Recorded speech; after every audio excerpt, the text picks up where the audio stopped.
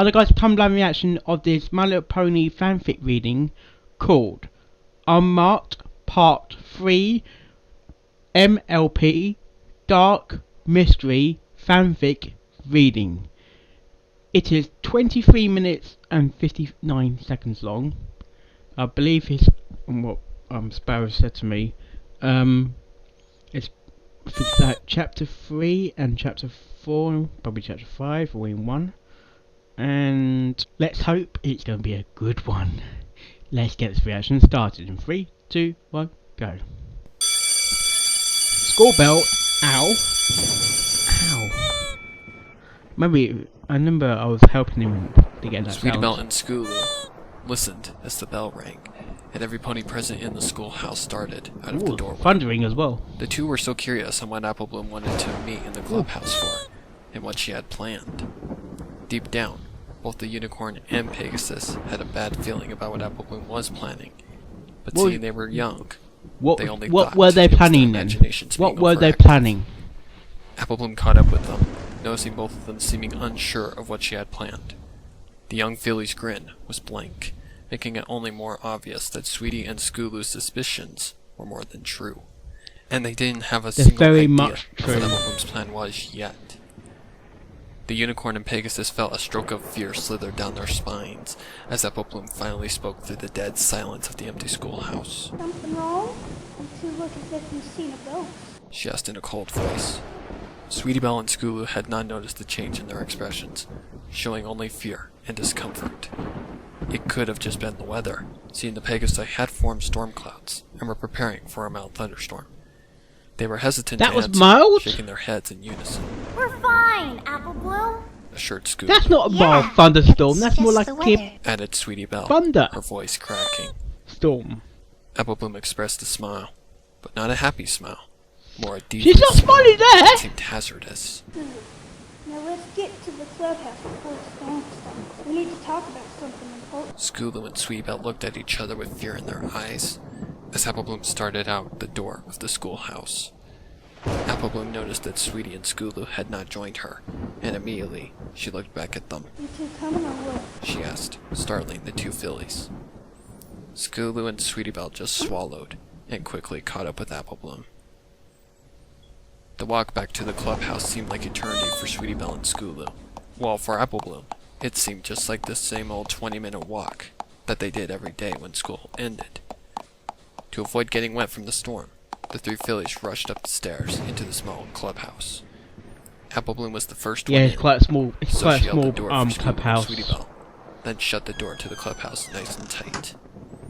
It was Even dark, that sounded so Apple creepy. Bloom switched on the lone light bulb that hung from the ceiling. Where are they getting lightened the room electricity mildly, into the so clubhouse? to provide some I don't extra see any light, wires going into Sweetie the Belle clubhouse. lit the tip of How her horn are with her they getting magic. electricity in the Even though clubhouse? the room was lit, a strange heaviness was still present. It only grew heavier as Apple Bloom stood high behind the Keymark Crusader's podium. She pounded her hoof against the wooden surface of the podium, which Sweetie and Skulu mistaked for thunder. This meeting of the Keymark Crusaders will officially begin. As both of you know, Diamond Tiara and Silverspoon have been harassed. That is more like a mild And if thunderstorm. you ask me, I can hear the it's rain in the time that they get a background. taste of their own medicine. Announced Apple Bloom in a high voice. The strange heaviness grew heavier the more Apple Bloom spoke. Her voice echoed, rumbling the wooden floors of the clubhouse, causing Sweetie and Skulu to quiver. Her words were like poison, slowly infecting their eardrums and caressing their minds with thoughts that they'd never thought they'd consider. What are you proposing? Asked Sweetie Belle in a shaky low voice. That's not a bad voice. Y'all know, they mock us for being blank ones. So what better way to teach them a lesson by removing them of what makes them different from us? Clarified Apple Bloom. Skulu and Sweetie Belle were shocked, yet confused at the same time. How could they possibly take a cutie mark, and the thought of taking a cutie mark from some pony, the one thing that made every pony unique in their own way. How could they possibly do such a thing? It was hard to swallow, but the urge grew, as Skulu thought back to the events of that day. The acts they did were cruel and unnecessary, all over the three of them. Yes, very disturbing as well. Let me ask. Oh shit. Apple Bloom, how do you plan to remove them of their cutie marks? Good Sweetie Belle question. isn't exactly a scholar in magic like Twilight. so she couldn't even do something like that. I'm aware, Scoots. But who said anything about removing their cutie marks with magic? Stated Apple Bloom. Apple Bloom's words caused Sweetie Belle and Scootaloo's blood to run cold, knowing what was coming next. From under the wooden podium, Apple Bloom grabbed a large knife with a leather grip and placed it on the surface of the podium.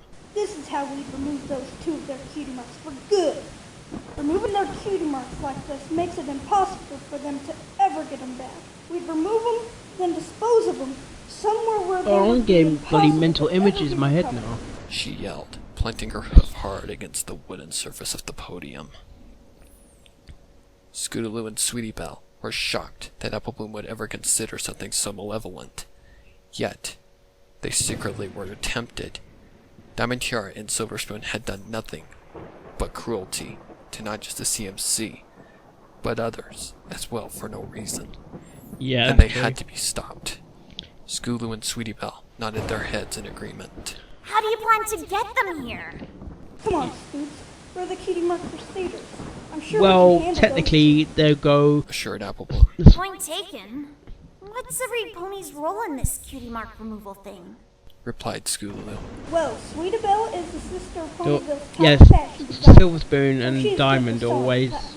Therefore, are there, Sweetie Belle even is though cutting. they don't want them I to can be do there. things like assisting in hand and Sweetie Belle things that she needs. While you keep Diamond Tiara and Silver Spoon content during the entire thing, Scoots. Scootaloo nodded her head, along with Sweetie Belle. Bring them here and perform the removal of their cutie marks in the upper section of the clubhouse. Make sure to cover their eyes and mouth with something. And put something like This is earplugs in cruel, their ears man. so they don't recognize the voices. Sounds like a plan, but how do you plan to get them here, Apple Bloom? Yeah, how? Trick them into joining us for something like a tea party. Put something in their tea to You knock know, them out. They And so can on and listen so to a forth. tea party Confirmed Apple Bloom. request I like your style. When do we go after them? Replied Scootaloo. now. Tomorrow. I still need to add some restraints to these tables in the upper section of the clubhouse so they can't get away from us. Scootaloo and Sweetie Belle expressed evil looks, following chuckles, as the first bit of thunder in the storm erupted. Erupted. Apple Bloom stopped talking, struggling to mutter out anything. Dr. Coldstein grew curious, wondering what was troubling the young filly, due to this story finally giving him some sort of idea of why Apple Bloom did what she did. Is everything okay, Apple? Oh my you gosh. were doing well. Asked the Doing doctor. well. Apple Bloom did not respond, only hung her head, following some tears falling to the floor. Dr. Coldstein was about to stand when a sudden outburst made him stop dead in his tracks. Not you! Go away! I need to tell him! Exclaimed Apple Bloom. Oh, that music. The doctor Wow. was both confused and scared at the same time, unsure of what to do. Apple Bloom, who are you talking to? He asked. Exactly, who are you talking to? Apple Bloom did not respond, only continued to shout at whatever she was speaking to. I'm sorry! Let me go, please! I need to tell him! I need to tell him what happened! The doctor had no idea what to do. Should he sedate her with some sort of syringe? Let her continue? Call a nurse? He stood up, not wanting to be in such a vulnerable position if she were to attempt any sort of attack. He scurried back to his desk, with his hoof close to the nurse button, if he needed to call one to sedate the filly. He listened carefully to Apple Bloom. The more she struggled against the invisible force she was speaking to. He decided to document this, so he switched on his recorder next to the nurse button and recorded everything Apple Bloom said, hoping to catch something. It wasn't me! It was you! You've been there since day That over day. is Go fucking away. creepy. I need to tell him what you did. What you did to my friend. What you did to me. To put me in this place. Apple Bloom let out a growl, but not a normal growl, Oh, more a demonic silent growl. who's that? Dr. Coldstein could not believe what he was hearing, and immediately had a I feeling can't believe of what was I'm happening. hearing. Even though he wasn't a believer in things like demons or ghosts. That was a He fucking wasn't going demon. to ignore the possibility of his suspicions, though, despite his beliefs. He believed Apple Bloom was experiencing a possession. If so, how in the world did she get possessed? He needed more information to know if his suspicions were correct. Apple Bloom finally calmed down, looking at the doctor, standing behind his desk with a look of horror on his face. Okay, Apple What Bloom. happened? She asked. Dr. Let's just say Coldstein you're was blacked out shocked. for a moment there. How could she not remember what happened only moments ago? He decided to lie, not wanting to frighten the filly any more than she already was. Let's just say you blacked out for a second, Apple Bloom. He lied. Why are you so frightened, Doctor? Do you want me to continue? She asked.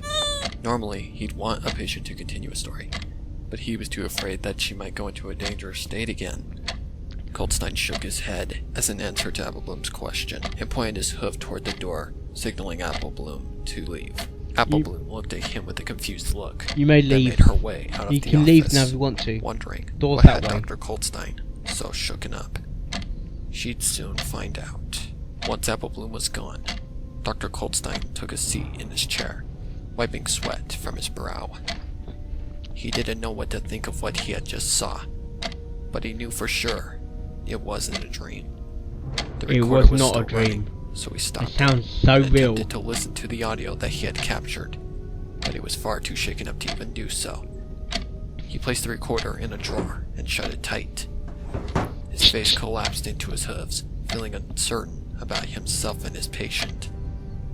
His thoughts were interrupted as the office door opened and the young nurse Daisy entered the office. Hello, Nurse Daisy. She took a seat Shit. in one of the open chairs, immediately noticing Dr. Coldstein's state. It was similar to the state that she had fallen into earlier that day, when Apple Bloom had startled her into a state of panic she could not explain. Are you okay, Doctor? She asked. She even sounds cute. The doctor's response was shaky Sorry. as he raised his head from his hooves. I'm just frightened, seeing I just experienced something beyond anything I've ever seen before. He replied. Nurse Daisy believed every bit of what Dr. Coldstein was speaking, seeing she too had been impacted by Apple Bloom's behavior. Yeah.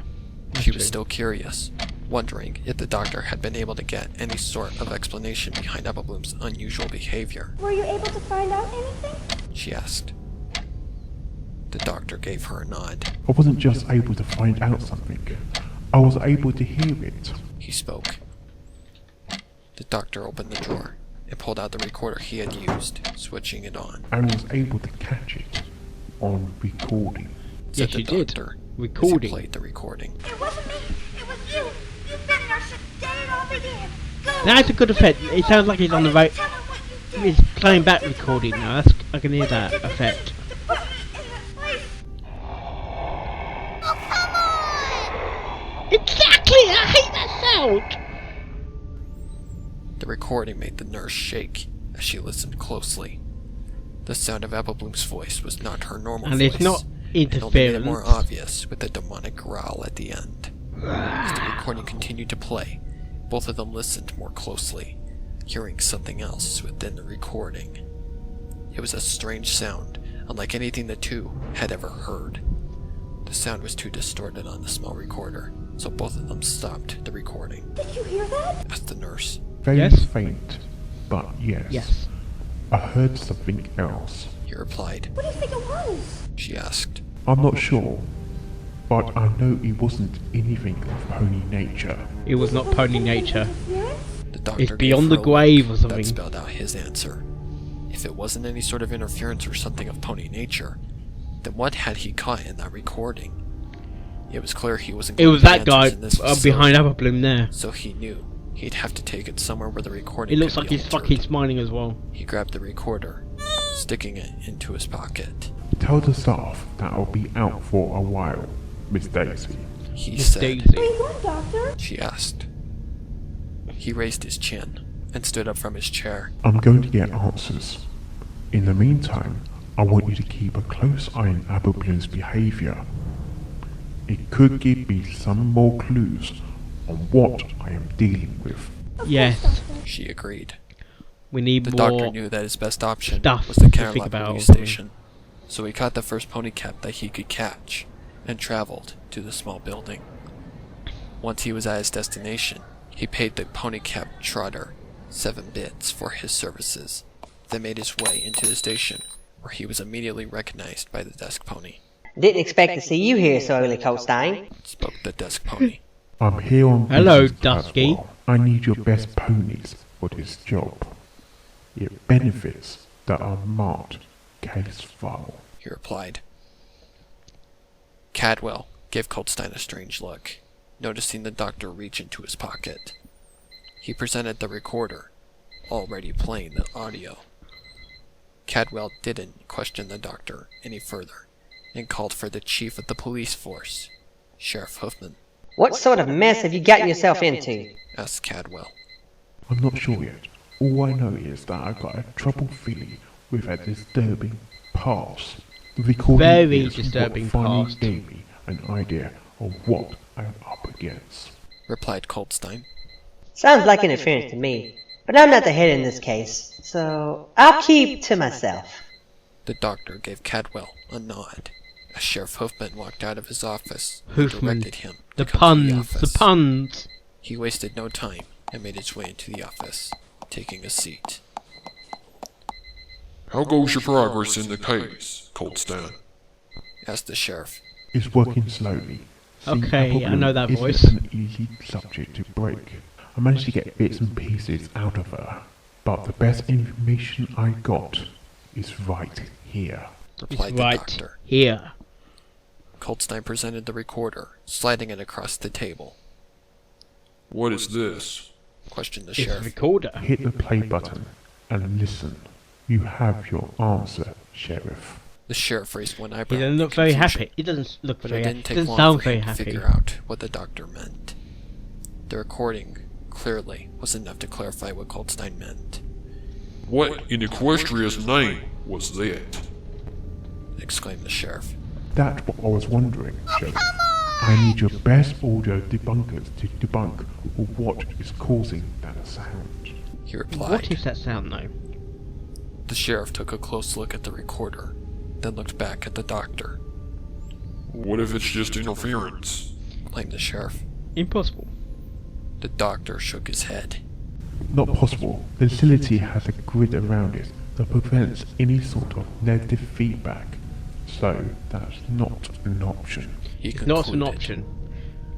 The sheriff expressed a look of confusion. Don't make him trying angry. to think of any other possible Don't options. make him angry. The doctor knew what the sheriff was doing, so he cut straight to his suspicions. This is going to sound impossible to you, but what I believe what you're hearing is something like a demon. Claimed the doctor. The sheriff responded in a burst of laughter, which did not surprise Coldstein one bit. You seriously think that's the case? Said the sheriff, continuing to laugh.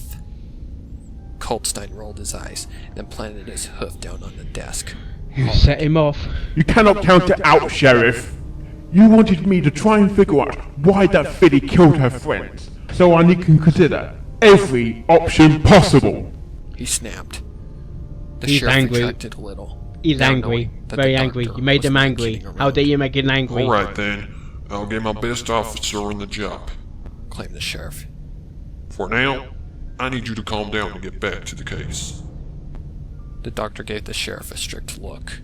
Don't tell me how to do my job. He concluded. Don't tell him storming anything, out of okay? the office. Glasdwell. While the Canterlot police debunked the recording, the doctor decided to settle down for a while, stopping at the closest coffee shop for a cup. Coffee was the doctor's brain juice, and usually his Yes, top I love my option coffee. if he I hit a love brick my wall in a coffee. case, which he had. At the counter, he inhaled the sweet smell of fresh brewed coffee as a young mare assisted him. What can I get you, sir? Regular brew, please. And make it a large. Assured Make the it a doctor. very large.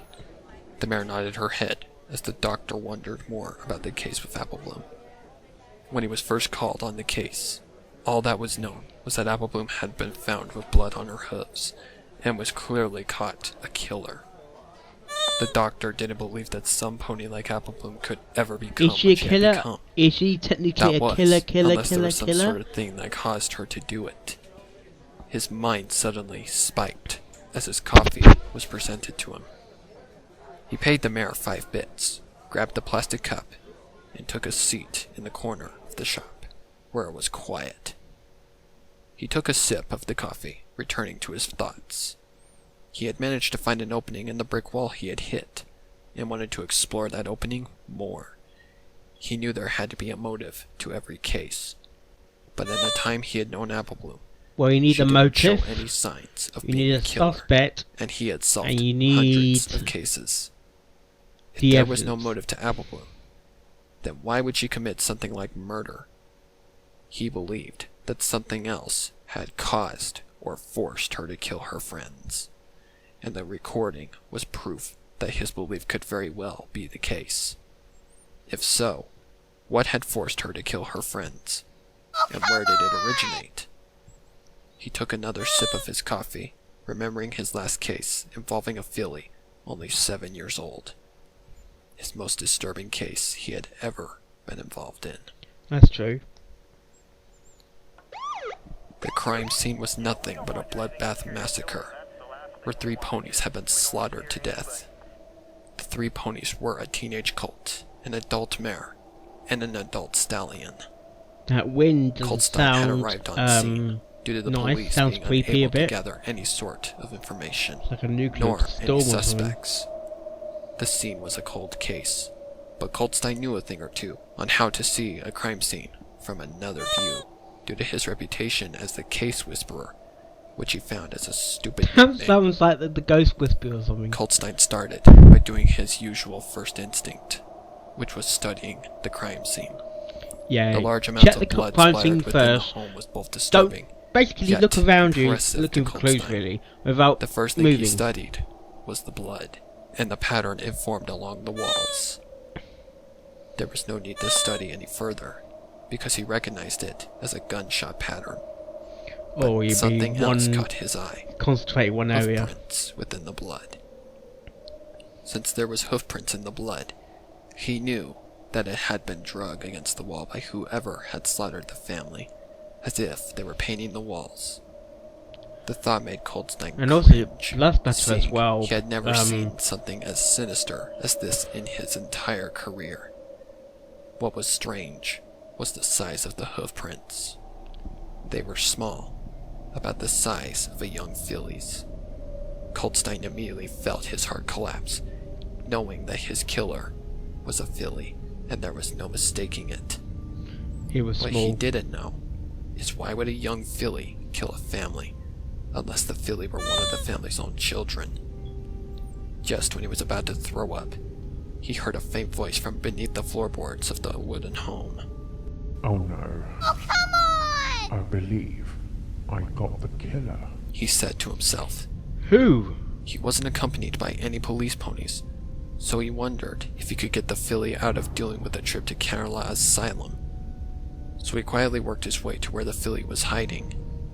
Coltstein approached with caution, because even though his killer was a filly, he knew the filly was still a danger. He lifted the floorboard carefully, immediately being struck by the view of a young female filly soaked in blood. She was holding a gun, crying and muttering something under her small voice. It's okay, sweetheart. I'm not going to hurt you. He said calmly. The filly only responded by pointing the barrel of the gun at herself and muttering the words, "I killed them." He didn't attempt to reach for the gun and just attempted to calm her with words. Honey, give me the gun. You do not want to do this. You don't want to do The this. filly responded with the same words, and before he could reach for the gun, the filly pulled the trigger. I refuse to let another filly die. Ow, Appleton, shit. what caused you to do this? He said, taking down the last bits of his coffee.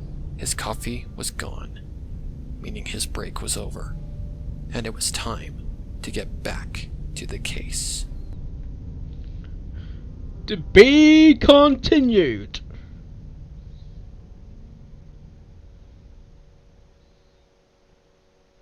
Wow, that fucking gunshot, man, that was fucking loud. That was like in your... Oh, God. Okay, I think, I know what line you say you can't find, but...